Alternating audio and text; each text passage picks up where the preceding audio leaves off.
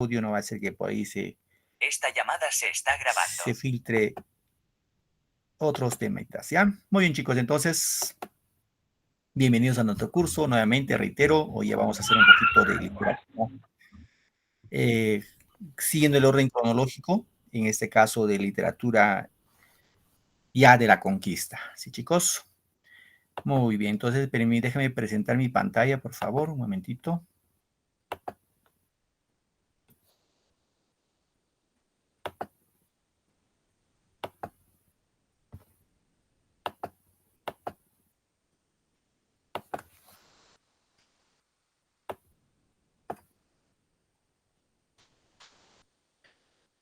¿Se observa mi pantalla, por favor? ¿Me confirman? Sí, profesor, sí. Sí, profesor. Muy bien, correcto. Entonces, hoy vamos a platicar de la literatura de la conquista. Ya, en la clase pasada hemos visto de la literatura incaica y toca desarrollar la literatura de la conquista, siguiendo un orden cronológico en este punto. ¿Cuál va a ser nuestro propósito? El día de hoy debemos reconocer las principales especies de la literatura de la conquista que duró aproximadamente 10 años en el Perú. ¿Ya? Bien, entonces vamos con nuestro tema.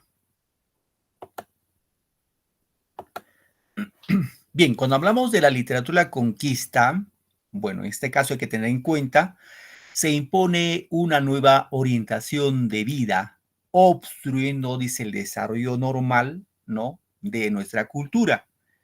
En este caso, cuando nos referimos a la cultura inca, ¿no? La lengua oficial es ahora el español. O sea, el quechua fue simplemente pospuesto. Y la literatura española encuentra eco en nuestro territorio. A ver, hay que definir bien las cosas, ¿no, chicos? El tema apropiado, les pregunto a ustedes a manera de reflexión, ¿sería literatura de la conquista o literatura de la invasión? ¿Cómo lo ven ustedes? ¿Cuál creen que sea lo más apropiado? Invasión, profesor. Ya. ¿Cuál es tu nombre, hijo? Discúlpame. Matías Torres. Literatura de la invasión, profesor. Ajá, muy bien. Literatura de invasión. Ya, Nelida. Moisés, ¿qué dices, Moisés? De narraciones, hechos importantes. Ya, correcto. Bien, en este caso, chicos, lo apropiado para determinar en este caso sería la literatura de la invasión. Ese sería lo más apropiado. Pero nosotros tenemos que seguir lo que dice la literatura oficial. Y la literatura oficial dice que es literatura de conquista. Entonces tenemos que ceñirnos, ¿no? Porque si yo les enseño como literatura de la invasión y en algún momento les preguntan literatura de la invasión y no lo vas a encontrar, porque no va a haber literatura de la invasión. Entonces, tengamos en cuenta eso, ¿no? Obviamente lo correcto sería la literatura de la invasión. ¿Por qué? Porque los españoles, al llegar a esas tierras de los incas, simplemente nos impusieron su lengua, en este caso el español, y su religión, que era la católica. Nos impusieron. Eso es invasión. Conquista es de otra manera. La conquista es acuerdo entre ambas partes, ¿no? Es como si un muchacho conquista a una dama, hay condiciones entre ambas partes, ¿no? Ambos se ponen de acuerdo. ¿Qué cosa no le gusta a la chica? Decir, pues a mí no me gusta que seas así, o que no me gusta ir a las fiestas, etcétera, etcétera. Entonces, hay acuerdos entre ambas partes. Entonces, eso es lo que no pasó en la época de la conquista. Acá nos impusieron, reitero, la lengua española y la religión católica.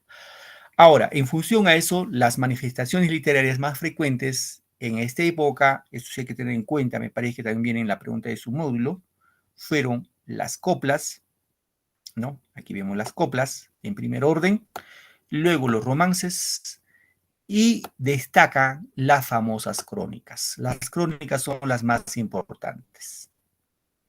¿Bien, chicos? De los tres, coplas, romances y crónicas, las crónicas son las que se desarrollaron con mayor énfasis. Bien, en el contexto histórico, hay que indicar que la literatura de la conquista se inicia, ojo querido alumno, en 1532, ¿ya? Es el año de la conquista.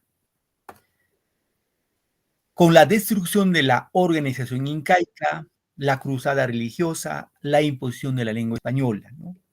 Y posteriormente viene la guerra civil entre los propios conquistadores, terminando en 1556. A ver, un poco para tener en cuenta este tema, ahí tenemos el mapa de Europa, Asia, África y América. Ustedes saben muy bien, queridos alumnos, que los españoles llegaron pues de pura, vamos a poner, no sé si fue casualidad, no fue casualidad, sino fue causalidad. ¿Cómo así, profe, dirán ustedes? Recuerden que España es esta de acá, España la madre patria. Esto es España. Portugal está por esta partecita. Acá está Portugal. Por acá está Italia. Profe, no está compartiendo pantalla. ¿No se ve? Pantalla, por favor. A ver. Yo sí ¿se veo, ve mi profe, pantalla? yo sí veo. Sí se ve. Sí se ve, profe, sí se ve. A ver, Sí se ve, Sí se ve. profesor. Sí se ve. Es del Sí se ve, internet de repente. profesor. Sí si se lo ve, están profe. viendo, sí, yo también lo estoy viendo acá. Si no lo están viendo, por favor, muévelo un ratito con quizás estás con el celular, deslízalo así, hija. Deslízalo, por ahí va a aparecer. Y si no aparece por ningún lado, vuelves a salir y ingresas, ¿no? Por favor, entonces por ahí va a aparecer. Entonces decía, por acá está Italia, es la península itálica, Francia está por acá, más o menos, por esta partecita. Ya, más o menos para tener en cuenta. Es el mar Mediterráneo, eso de acá. Es el mar Mediterráneo. ¿Sí, chicos? Ahorita la guerra, por ejemplo, se está dando aquí. Es el mar Muerto. Esto de acá, esto de acá. Ahí la guerra entre Rusia y Ucrania se está dando por esa parte.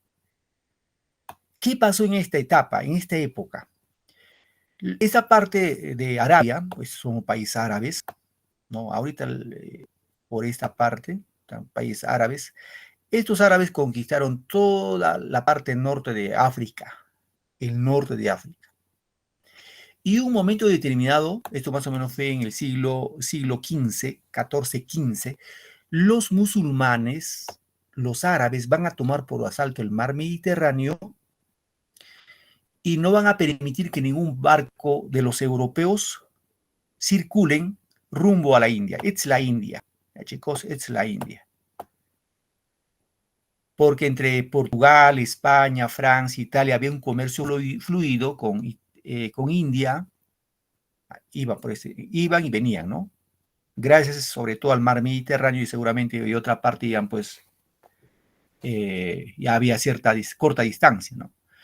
Entonces, como ya no tienen acceso los europeos, estos españoles, sobre todo los españoles, van a buscar nueva ruta para comercializar con la India.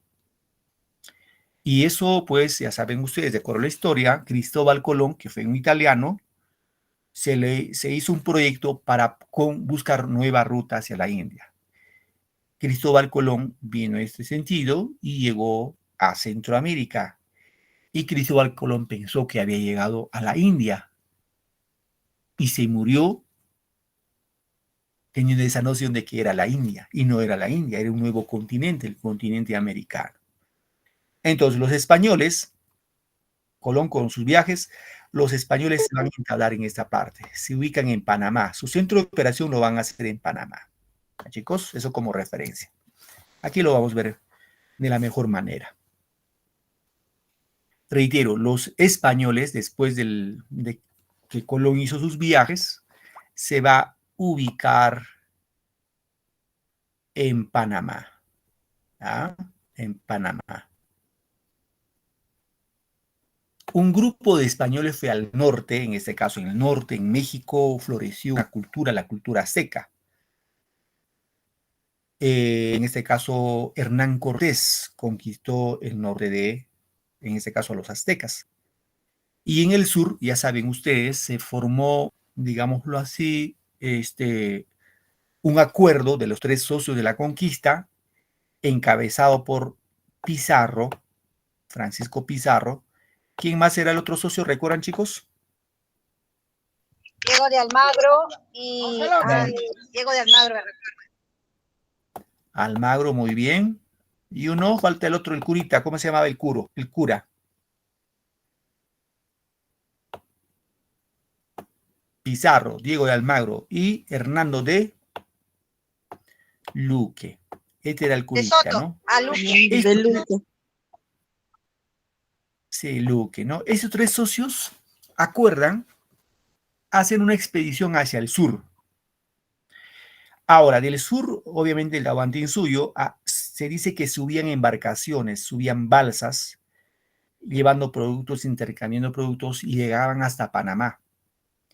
Y ahí se habían enterado que en el sur había un país muy rico en oro y plata. Y por ende estos tres socios de la conquista van a establecer, a hacer un proyecto de visitar esas tierras. Ahora, en Panamá, quien dirigía, quien gobernaba, pues no era Pizarro. Pizarro era un simple soldadito más. En Panamá, quien dirigía era un gobernador de nombre Pedro de los Ríos. Este Pedro de los Ríos era el que dirigía todo, digámoslo, el ejército español que estaba ubicado en Panamá. Bien, ¿qué pasó? Se dice que cuando, ojo acá, cuando un día Pizarro, obviamente ya con hombres, con sus barcos, vienen hacia el sur, van a llegar a esta isla que se llama la Isla del Gallo. ¿Qué pasó en la Isla del Gallo? Se indica, ojo, queridos alumnos, ojo, no van a pensar, profe, estamos en literatura o estamos en historia. Es que la literatura acá se vincula bastante con la historia.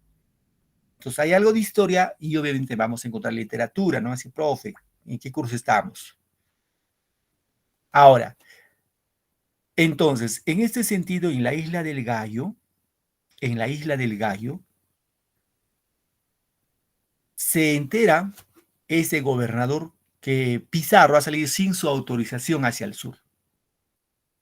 Y le va a mandar a un comendero, o sea, un mensajero, para que le dé alcance a Pizarro y lo haga regresar.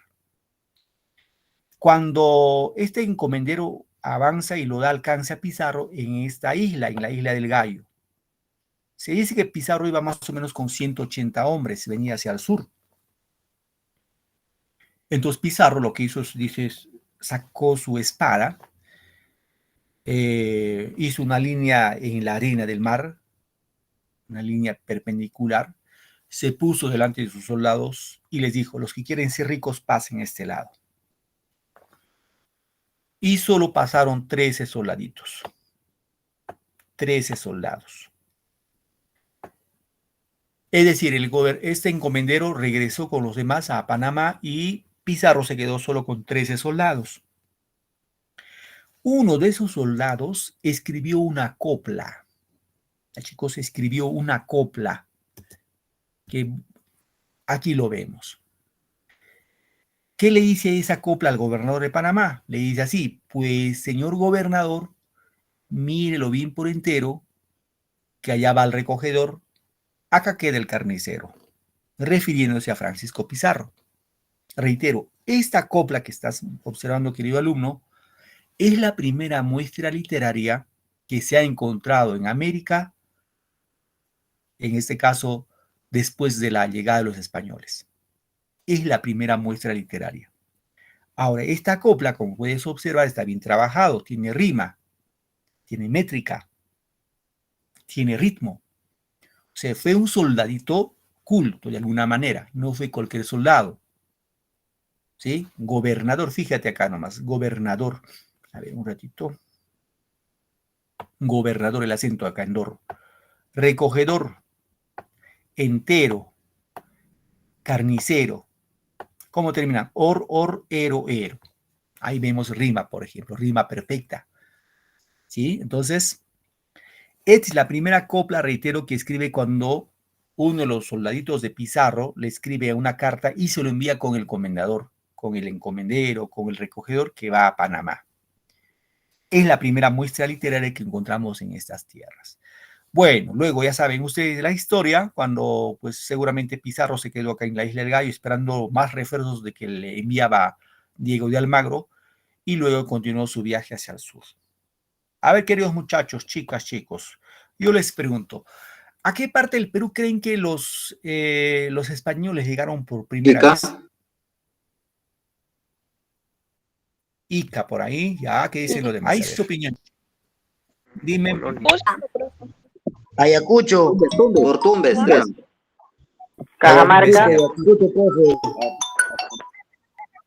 Ayacucho. A ver. Ya. ¿Alguien más que quiere participar? Profesor. Cusco. ya. Cajamarca, profesor, Cajamarca. Cajamarca. A ver, muchachos, vamos acá. Los españoles llegaron. Dime.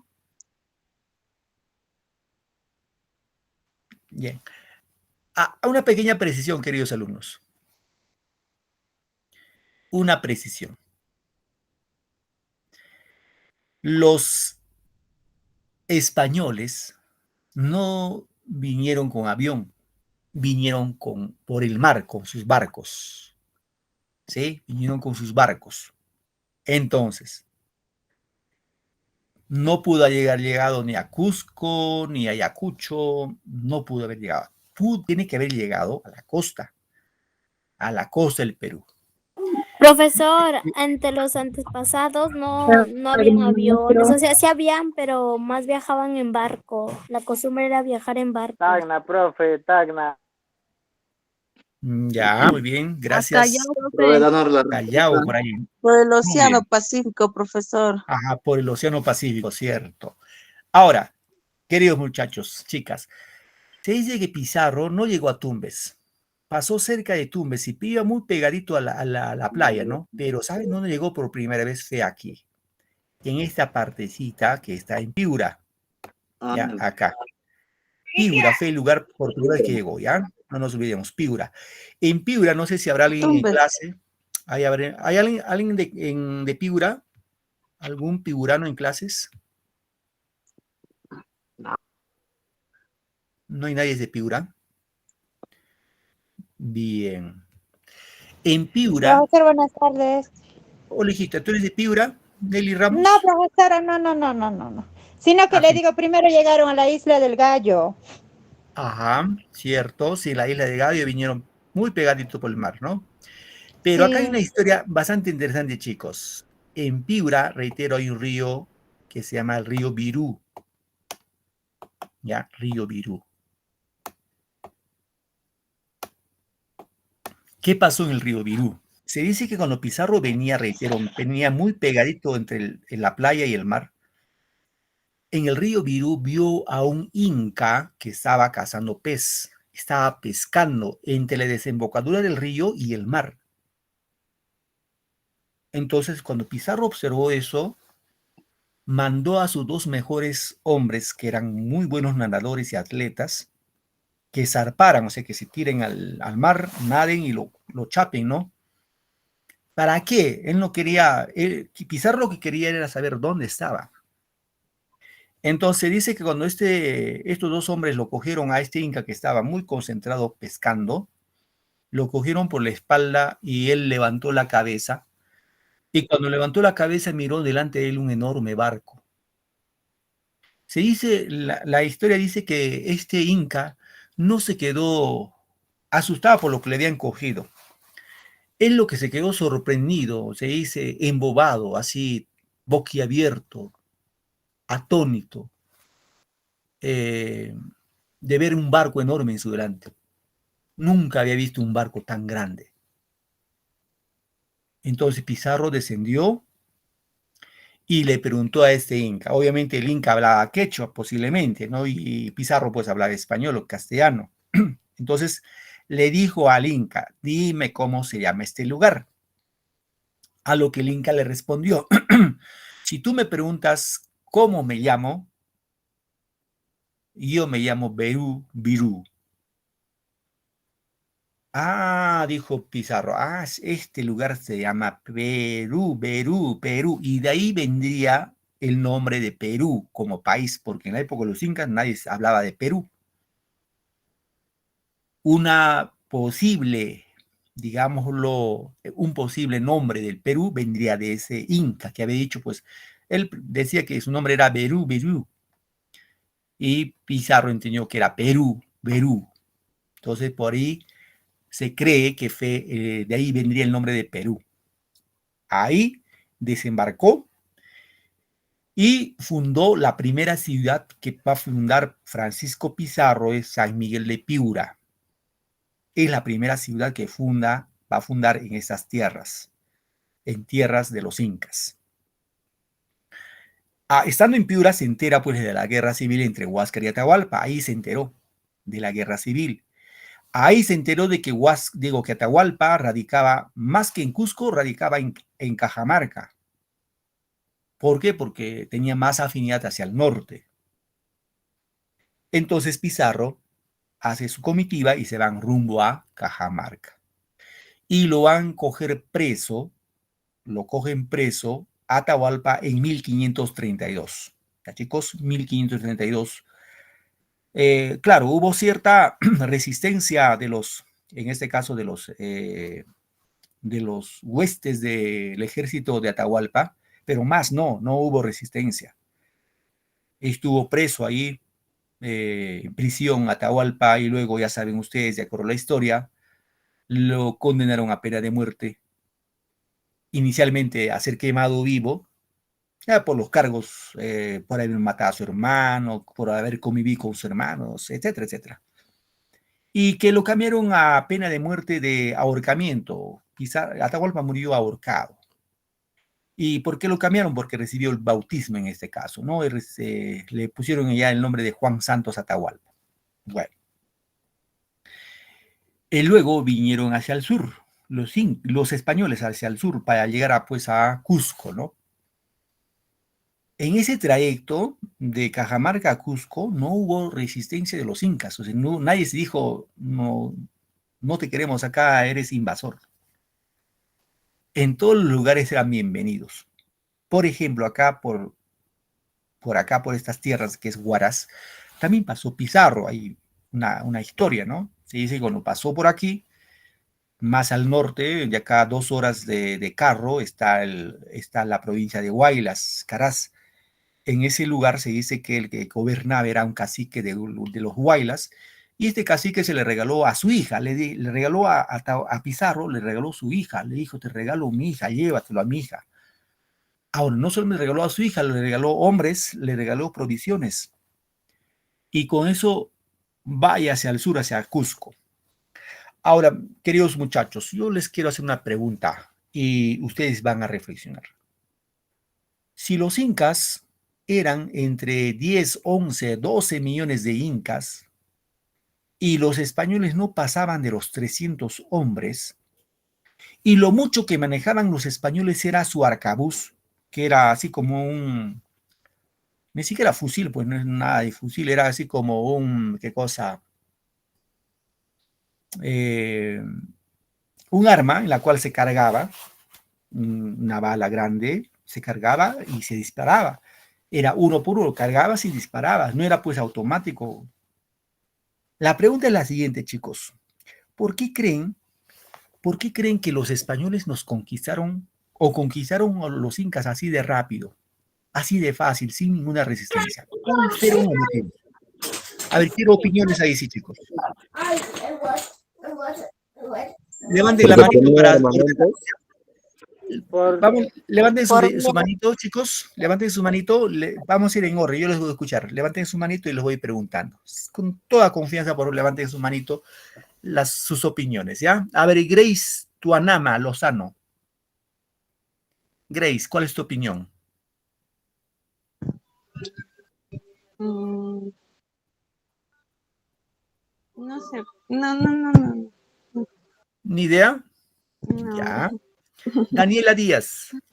A ver, hija. Buenas noches, profesor. Buenas noches, compañeros. Hola, Daniela.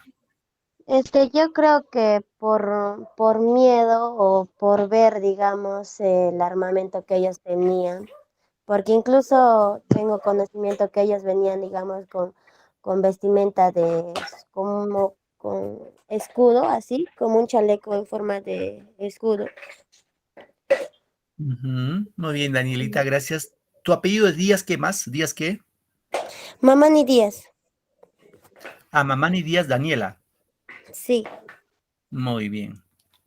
Gracias, Daniela. A ver, María, tu opinión, hija. Profesor, buenas tardes. Hola, hijita. Yo, ay, me olvidé. Más bien, No hay problema. yo, Dime. yo opino Toma que aire, los toma aire. españoles también, sí conquistaron por miedo, porque ellos usaban arma y los incas no. Ya. ¿Tu apellido cuál es, María? Ocas, ¿Me repites otra vez, por favor?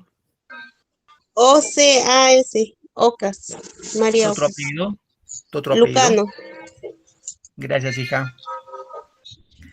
A ver, vamos con Daniela, está ya. Moisés Amasifuen. Tu opinión, hijo.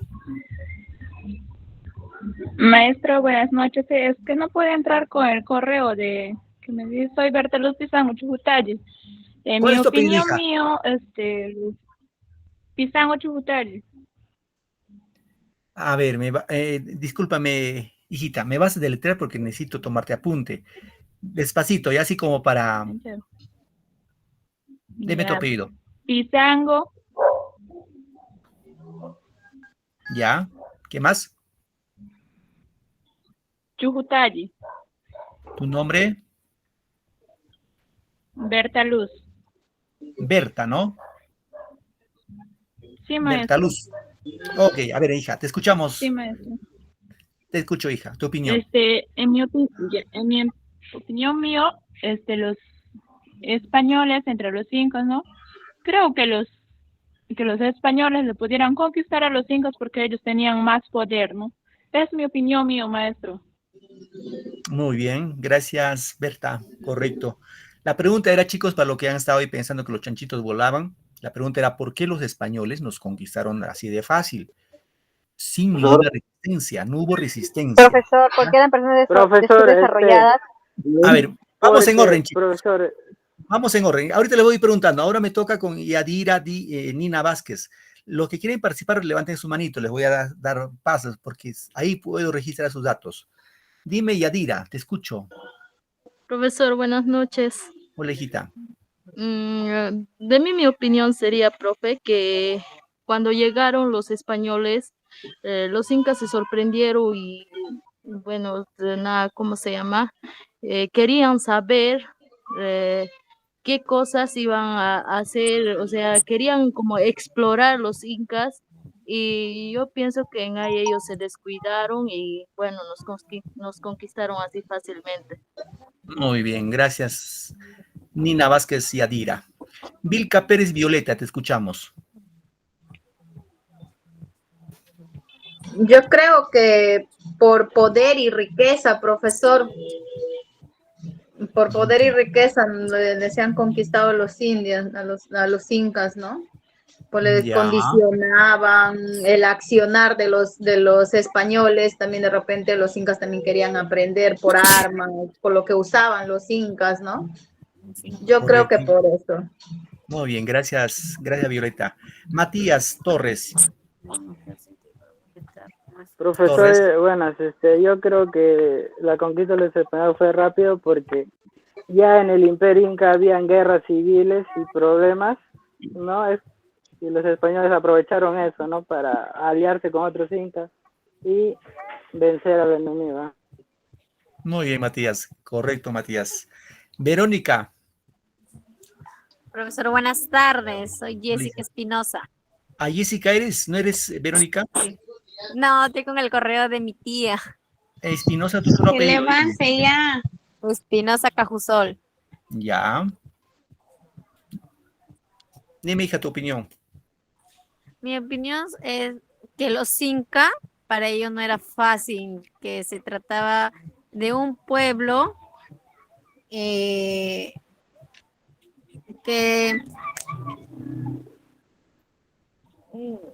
era un pueblo desarrollado, era una cultura y ¿cómo se llama? Para los peruanos era un ejército más poderoso que los incas.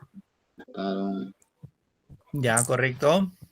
Muy bien, correcto, Verónica, gracias. Ahí me debe, bueno, voy a quedar un poquito con deuda con Richard, con Laura, con Luis, Eduardo y con Valdés, para ganar tiempo un poquito acá. Ya luego me van a participar. A ver, acá las causas por lo cual los españoles lo conquistaron así de fácil fueron varios. Una, ya lo han explicado vuestros compañeros, fue la guerra civil entre Huáscar y Atahualpa. Es decir, el Tahuantinsuyo estaba en dos bloques, a favor de los de Atahualpa y otro grupo a favor de Huáscar. Así como hemos estado el año pasado nosotros divididos, cuando la señora, la actual presidenta, pues entró al mando, los peruanos estuvimos muy divididos, otros que estaban a favor de la señora y otros en contra de la señora. ¿No? Pero en esta época fue guerra civil, ¿no? Se mataron entre ellos. Bien, eso fue una de las causas. Otra causa fue, de acuerdo a la leyenda de Huiracocha, la leyenda dice la siguiente, de que el dios Huiracocha nuevamente volverá a gobernar y saldrá desde las espumas del mar. Y cuando Pizarro salió del mar, muchos de los incas pensaron de que el dios Huiracocha había retornado a gobernar por la guerra civil que había suscitado entre Huáscar y Atahualpa. Es más, Pizarro pues era diferente a los incas, era un hombre alto, barbudo, piel blanca, y muchos de los incas, reitero, creyeron que era el dios Huiracocha que había vuelto a gobernar estas tierras, así como lo decía uno de los mitos, en este caso de la leyenda de Huiracocha. Otros motivos por lo cual fácilmente se sucumbió ante las armas de los españoles fue de que los incas, como saben ustedes, conquistó a los chancas, a los huancas, a los huaylas, a los chachapoyas, a los de Cajamarca, a los chinchas, etcétera, etcétera, conquistaron y esperaron buen pretexto para independizarse de los incas, ¿no? Un buen motivo, así como suponemos, ¿no? Chile nos conquista, ya nos invade, nos somete, pero alguien viene a liberarnos y dice, buen motivo para liberarnos de los chilenos, ¿no? Entonces, algo así pasó. Entonces, por eso lo que no hubo resistencia, queridos alumnos. Esos fueron los motivos, las causas, por lo cual, si eran entre 11 y 12 millones de incas, ¿cómo no pudieron apabullar a 300 hombres? Era fácil, pues, aniquilarlos. Entonces, eso fue una de las causas, ya chicos, como referencia. Bueno, luego llegaron a Cusco. En Cusco hubo cierta resistencia, pero no mucho, y se repartieron el Tahuantinsuyo, del Cusco al norte para Pizarro y del Cusco al sur para Diego de Almagro. El otro Luque nunca llegó al Tahuantinsuyo porque era muy viejito y murió en Panamá. Entonces, cuando Almagro fue al sur, hacia el Chile, hacia los araucanos, no encontró nada de oro. No había oro. Y regresó a Cusco y le pidió a Pizarro, a su socio Pizarro, que se repartan nuevamente el botín. Pizarro dijo, pues no, acuerdo es tu problema si no hay oro. Y se vino la guerra civil. Ya saben ustedes, Pizarro le dio muerte a Almagro. Y luego Pizarro escapa hacia el centro del Perú, Jaujatarma, y luego a Lima. Y en Lima, el hijo de Almagro, Almagro el Mozo, le va a dar muerte, ¿no? Y se vino las guerras civiles entre los conquistadores. Entre ellos se empezaron a matar por el botín de oro y plata. Esto se enteró el rey de España en 1542. Y va a mandar al primer virrey, que es Blasco Núñez de Vela. Cuando Blasco Núñez de Vela llega al Perú, dice, yo vengo en representación del rey de España. Yo soy el virrey en estas tierras.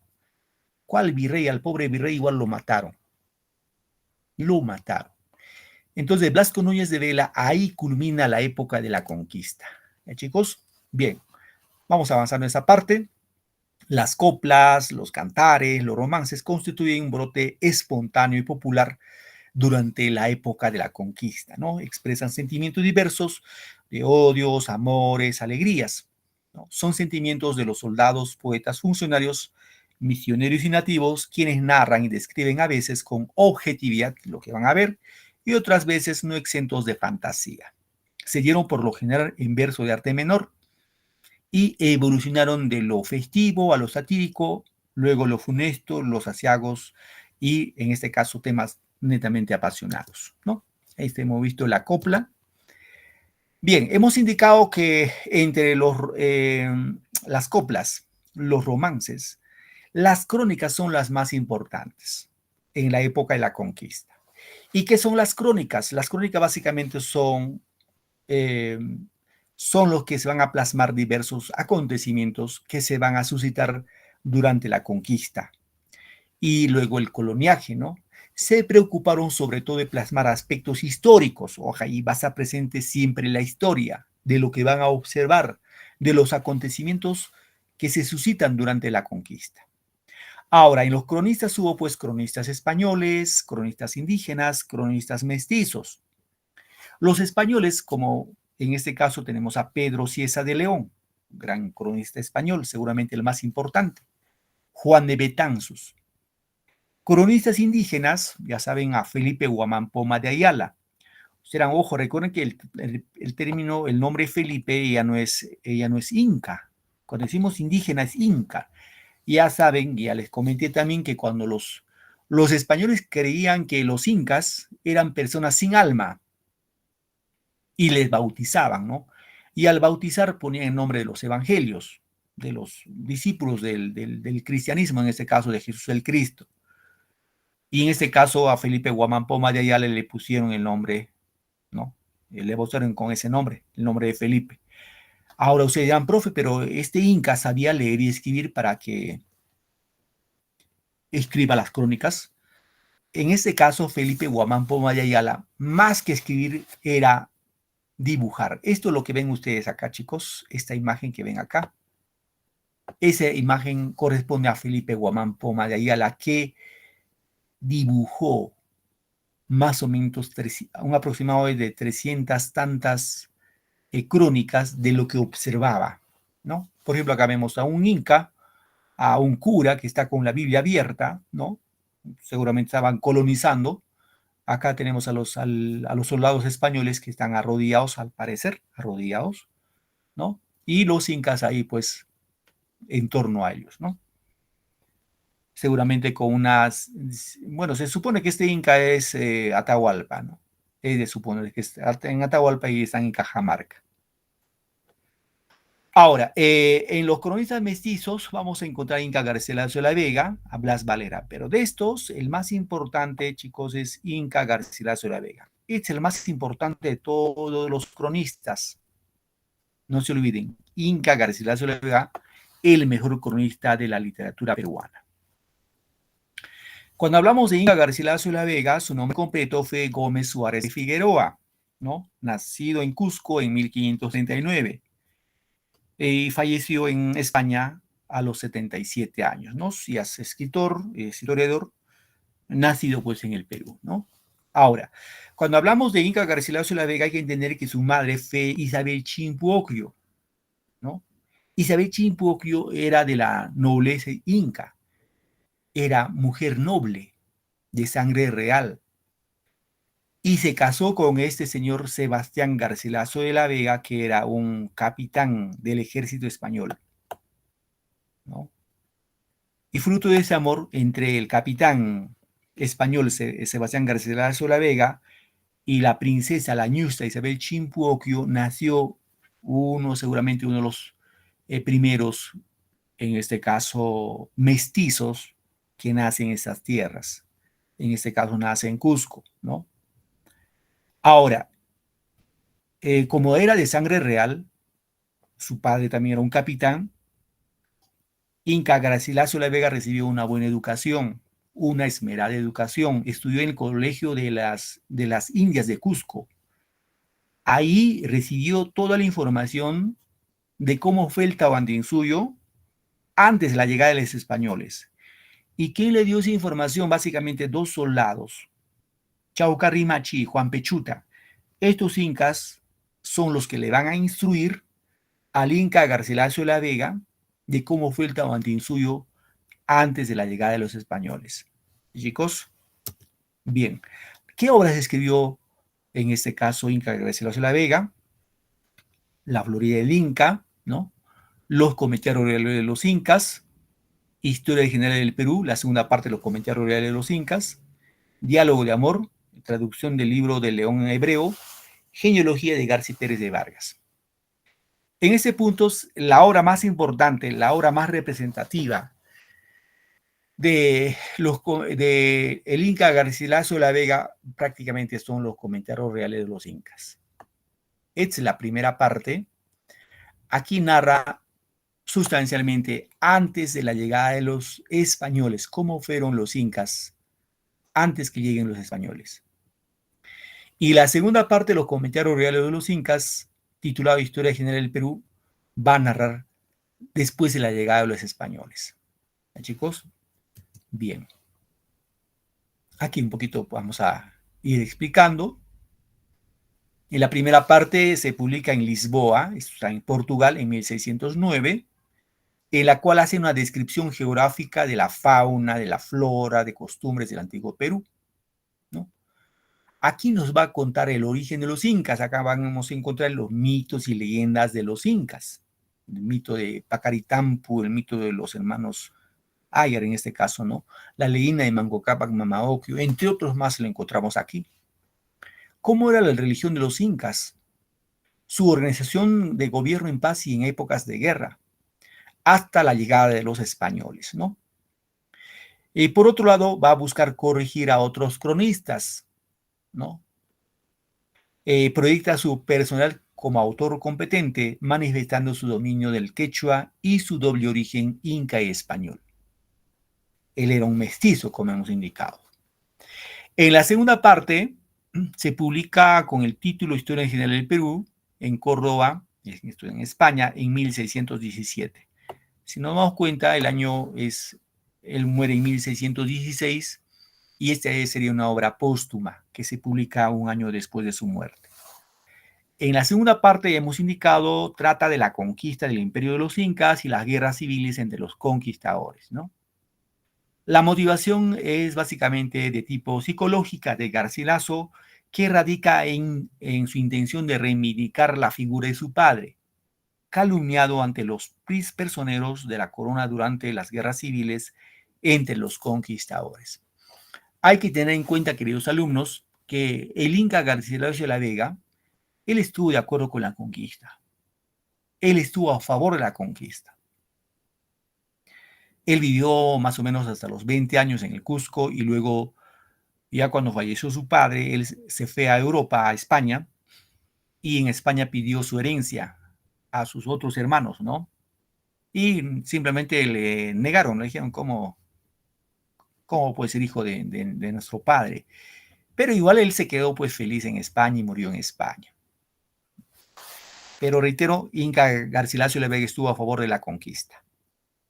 Bien, en la primera parte, queridos muchachos, la primera parte vamos a hacer una pequeña narración. Yo les sugiero, queridos alumnos, si quieren conocer algo de los incas, lean la primera parte de los comentarios reales de los incas. A ver, a manera de comentario, yo les pregunto, ¿cómo creen ustedes que fue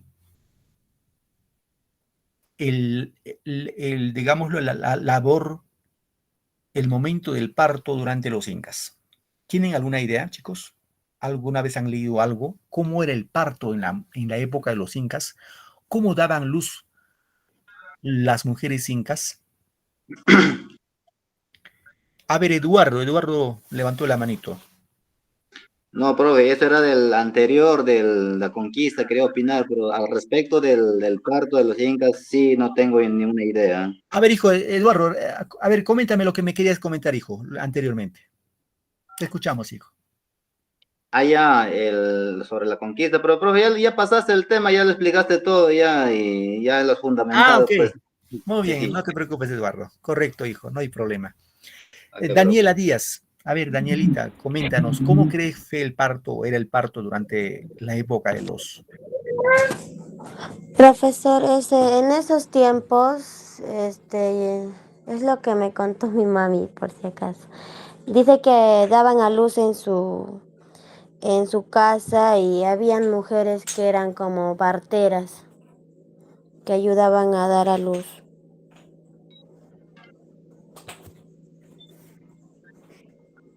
Bien. Voy avanzando con... Discúlpame, a ver, Moisés, bueno, estás con nombre de Berta, ¿no? Berta. Moisés Amasifuen.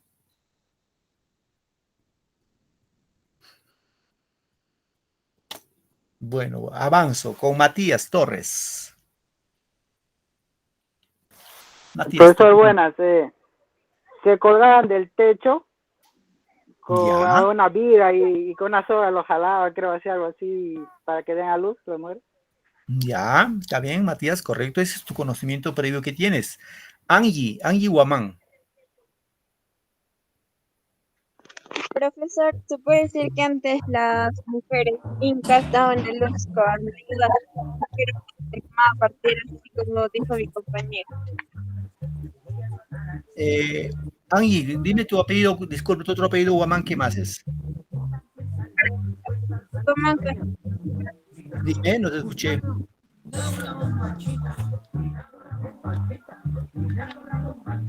Angie, tu otro apellido, Guamán, ¿qué?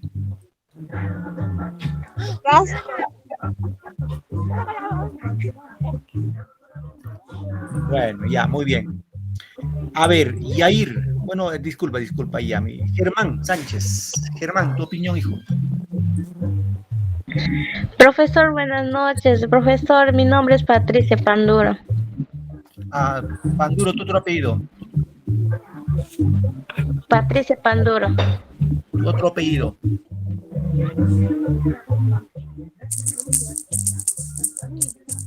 A ver, te escuchamos, Patricia, te escucho. Patricia Panduro Vela. Patricia Panduro Vela. Te escucho tu opinión. Ok. No, profesor, de lo que sé yo, lo que me contó mi familiar, antes daban a luz las mujeres, o sea, como soplaban botella para que puedan dilatar más. Y también era algo más natural, no existía también como la cesárea, la anestesia y algo más que hay hoy en día, profesor. Esa es mi opinión mío. Muy bien, correcto, es su conocimiento previo que tiene acerca de cómo daban luz las mujeres, ¿no? A ver, vamos a ganar tiempo ya, chicos, nos va a ganar el tiempo. A ver, hay unas cosas que tenemos que rescatar de la educación de los incas. De acuerdo a la crónica en este caso del Inca Garcilaso de la Vega, él nos indica que la mujer inca, cuando tenía dolores de parto, se iba sola a la fuente de un río, o sea, se iba al río, llevando obviamente a sus pañales, seguramente llevaba a sus utensilios como el hueso para cortar el cordón umbilical, pero reitero, se iba sola, sin esposo, sin ninguna persona que la acompañe, y daba luz en el río. Ahora, ya saben ustedes que en la costa, pues el agua es tibia, ¿no? Pero en la sierra el agua es muy fría. Daba luz en el agua y luego, dice, le bañaba a la criatura, al bebito, lo bañaba con ese agua. Menos su cabeza, o sea, menos su frente. ¿Saben? Esa partecita es muy, muy sensible de los bebitos. Lo bañaba con agua fría, y regresaba ya envuelto con pañales a su casa. Eran, profe, ¿y por qué hacía eso? Porque la mujer inca era muy pudorosa, o sea, no quería mostrar su cuerpo ni a su esposo. Quién sabe, ir a la vueltita, le esperaba a su esposo, quién sabe, pero daba luz sola. Otro temita ahí nomás. Cuando la mujer inca ya daba luz, al cabo de un año, ya cuando la criatura empieza a gatear, se puede sostener apoyadito sobre una banca, así. Se dice que la mujer inca lactaba a su bebé sobre una banca. Bueno, ahí yo quiero llegar, porque ahí sí los incas fueron muy sabios. ¿Por qué? Porque ponía una banca, sobre la banca el bebé tenía que lactar, pero parado. Tenía que lactar parado. Nunca la mujer inca lactaba a su bebé echado como ahora. sino el niño tenía que lactar parado. Eran, profe, ¿por qué? Qué mala esa mujer. No era que era mala, sino que con ese acto le quería demostrar a su hijo que para el tema de comer tiene que esforzarse. Entonces el niño tenía que pararse ahí, cogerse de los pechos de su madre, coger ahí y lactar. Y cuando ya saciaba su hambre, dejaba de lactar. Lo que no pasa ahora, ¿no? Ahora los bebés tú ves de 1 año, 2 años, 3 años, lo tienen lactando ahí echadito, pues como un chanchito. La mamá ya no tiene leche, pero ahí sigue chupando, sigue lactando. ¿Y qué les estamos enseñando? Que el tema de comer es así facilito, pero echadito. Ahí, pues, los incas eran muy sabios. Ellos, con sus 3 códigos morales, el Amazú, Amaquella, Amayuya, no tuvieron problema. En los incas no había persona ociosa. Los ociosos no habían, simplemente no habían. Los incas eran muy laboriosos. Entonces, ese tipo de, digamos, de comentarios vamos a encontrar en este libro. Yo les sugiero, si tienen la posibilidad de comprarlo, cómprenlo, lean, estudien un poco, conozcan nuestra cultura ancestral, en este caso de los incas, ¿no? Hay otra, ojo, acá son historias, ¿eh? Por eso se llama Comentarios Reales de los Incas. Hay otra historia, por ejemplo, para aprovechar el tiempo, sobre, por ejemplo, cuando Atahualpa estuvo en prisión en Cajamarca, él pensaba de que el tema de leer y escribir era cosa divina, o sea, cosa de Dios. Y Atahualpa, cuando estaba en prisión, siempre había pues un soldado español que le cuidaba. Y un día se dice que Atahualpa le dice a un soldadito, le dice, ¿me puede escribir en una hojita la palabra Dios? Entonces este soldado coge una hoja y le escribe la palabra Dios, a lo que Atahualpa se lo guarda. Tiempo después, Pizarro fue a visitarlo, a Atahualpa, y quiso comprobar si Pizarro sabía leer. Entonces Atahualpa sacó la hojita que lo había escrito el soldadito y le dijo, ¿qué cosa dice acá? ¿Me lo puedes leer? A lo que Pizarro no supo responder. Y se demostró que Pizarro era analfabeto, no sabía leer ni escribir. Y Atahualpa sacó una conclusión y dijo, el tema de leer y escribir no es cosa divina, es cosa aprendida, ¿no? Entonces cuando seguramente Atahualpa miraba cómo los curas o personas cultas leían, Atahualpa se quedaba un poco asombrado, ¿no? Cuando leían, escribían. Pero comprobó de que ese tema de leer y escribir era cosa aprendida, no era divina. ¿Alguna pregunta, queridos muchachos, chicos, chicas? ¿Alguna duda, alguna pregunta? Hasta aquí. Es todo, maestro. Muy bien, si no hay ninguna pregunta, les agradezco por su tiempo y su paciencia de haberme soportado estos 60 minutos. Ya nos encontramos. Gracias a usted, profe. Gracias por todo. Gracias, Hasta luego, profesor. Hasta luego, profesor. Gracias. Cuídense mucho, nos vemos la clase. Hasta el próximo, profe. Chao, profesor. Hasta luego. Todos nos vemos. Felicidades. Chao. Papá. Goodbye. Goodbye. Chao.